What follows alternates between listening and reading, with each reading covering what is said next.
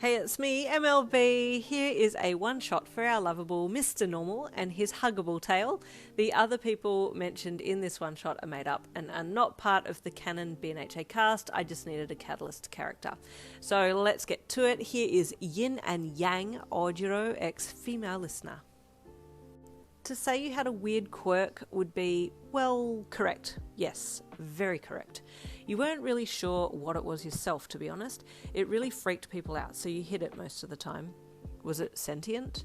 Well, you weren't sure, but it did seem to have a mind of its own. Unless it was acting on your inner thoughts and you were moving it subconsciously, that was a definite possibility. Did you hide it as best you could? As often as you could? Oh yes, times 3,000. The less people that knew about it, the better. Were you embarrassed about it? Yes, please refer to the paragraph above. You hid that thing like you were hiding a lolly in your mouth when your mama said you couldn't eat anything before dinner.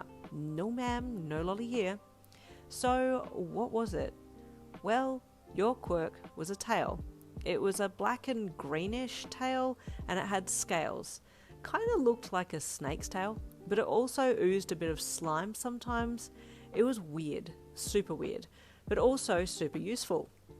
It could expand and flatten out so that you could swim super quick. You could use it to hoist you up so that you could get the best mangoes or apples from the neighbour's tree.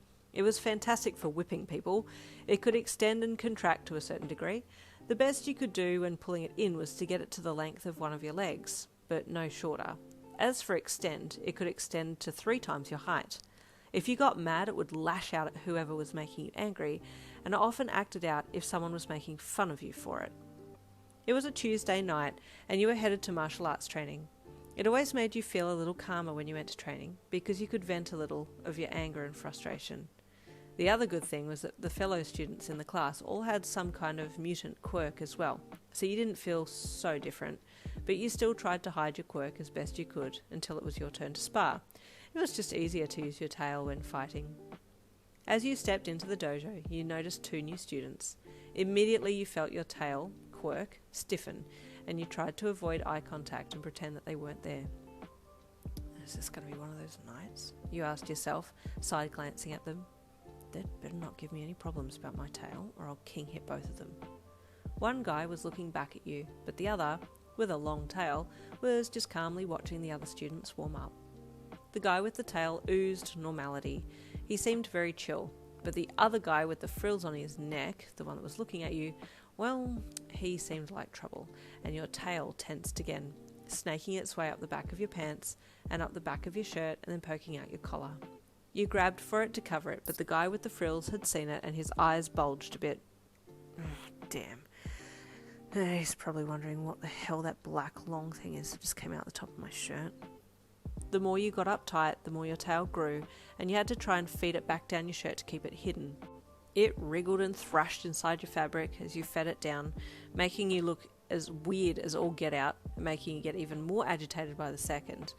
Thankfully, before the guy staring at you could say anything, your master arrived and everyone got into a line and bowed. You could feel your tail shrinking again, and you sighed with relief when it calmed right back down and stayed still. Thank you. Oh my god, you thought with relief.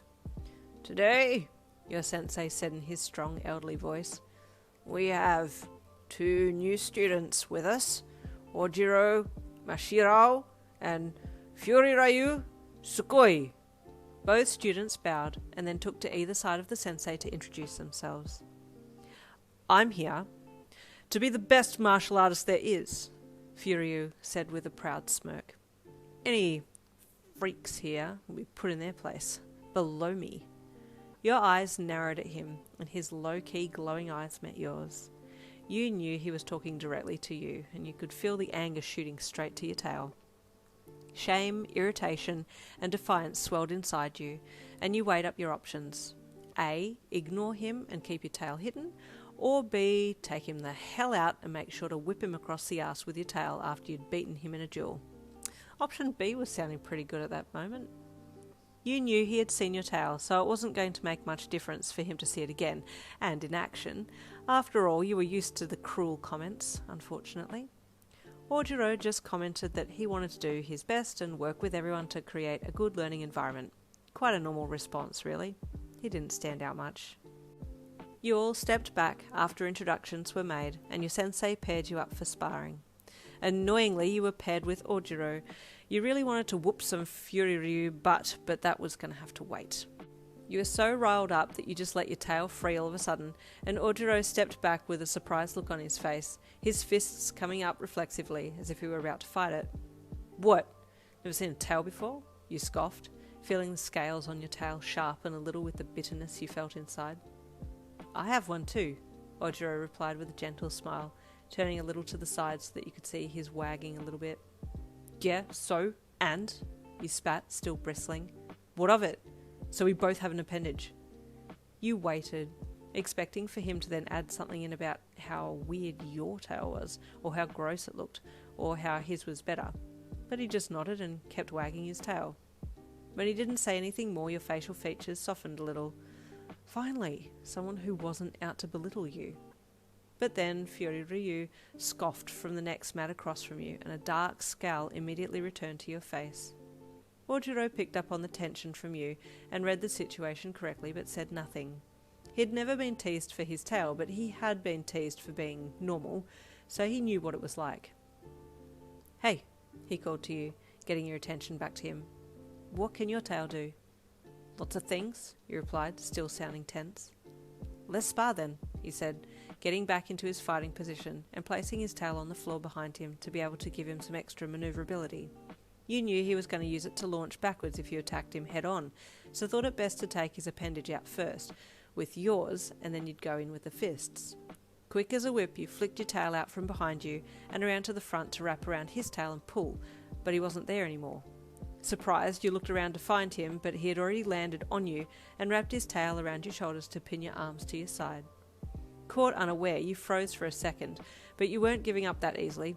Oh no, it had taken a second, but you'd clicked into fight mode, and now your tail was acting on its own, wrapping around his neck and squeezing, and then yanking him backwards to get him off you. Ojirou saw what happened and was shook, but also weirded out by your snake-like tail and shuddered. Freak, you heard him whisper, and that's when you lost it. Your tail bristled and shot towards the gill-wearing annoyance of a person, stabbing him in the shoulder with its tip and then tossing him backwards. Come at me if you want to act tough, or drop-kick you into the grave, you snapped at Ojirou. Yin! That is enough, your sensei called loudly, intercepting your attack. Go and sit outside until you calm down. With a half, you spun on your heels and marched out. Why do I always get told off when it's the other person who started it?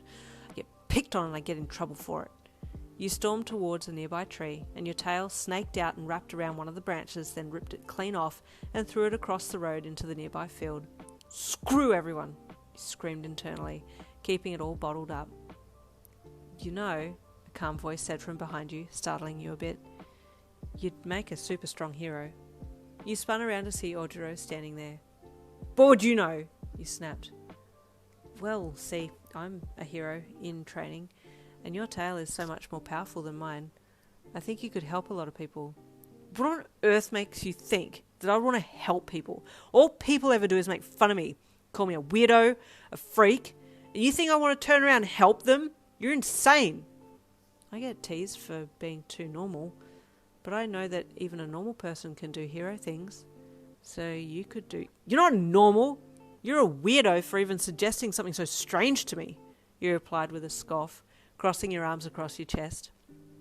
Ojiro looked surprised, but then he grinned really brightly and wagged his tail. You think I'm not normal? He asked with excitement. Well, thanks.